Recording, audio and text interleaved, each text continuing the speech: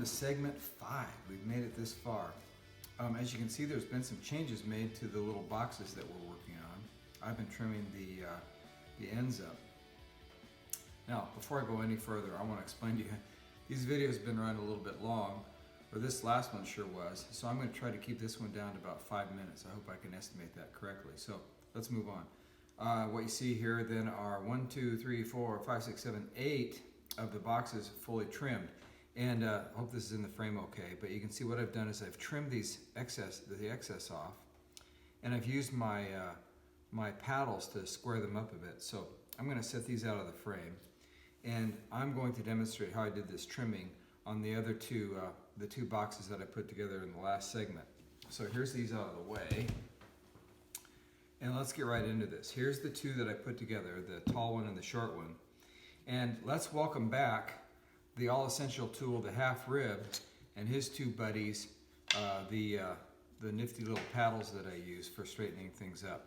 First off, let's set this one out of the way. First off, let's work on trimming this little guy with the half rib.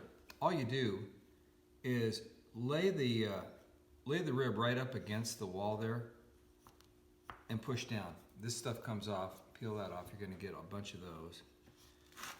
And I'm going to go quickly because I think you get a grasp of this pretty quick. There's not a lot to explain.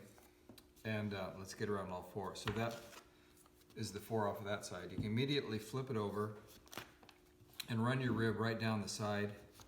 I'm eyeballing it straight from above it just to make sure I have everything right flush up against the wall of the box. And there you have that. Those are the 8 of those. I'm going to keep that up and do it again with this one. And the little trimmings stick to the outside of the rib, as you see. And I just wipe them off with my hand like that. Oops, I got one more to do here.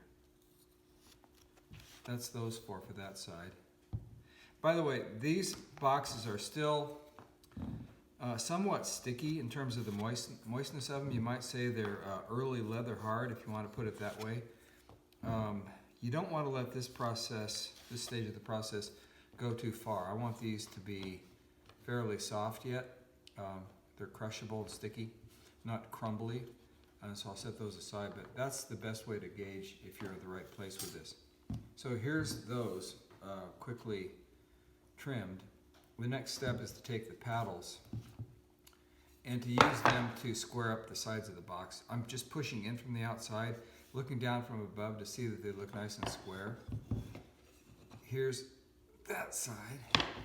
And then last of all, do the same thing to the ends. You stuck them on there. Now use a little pressure to make sure the ends are nicely seated to the ends of the extrusion.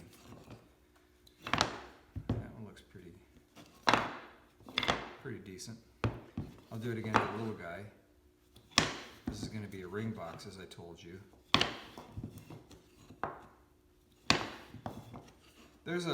I can show you a little bit. There's a little bit of a rough edge right here when I was trimming.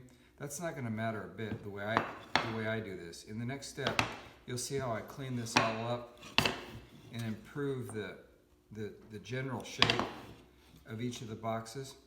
So really, that's it for right now. I've gotten these trim, as you can see, and the next step is to use some tools to improve this shape, to improve the squareness of it.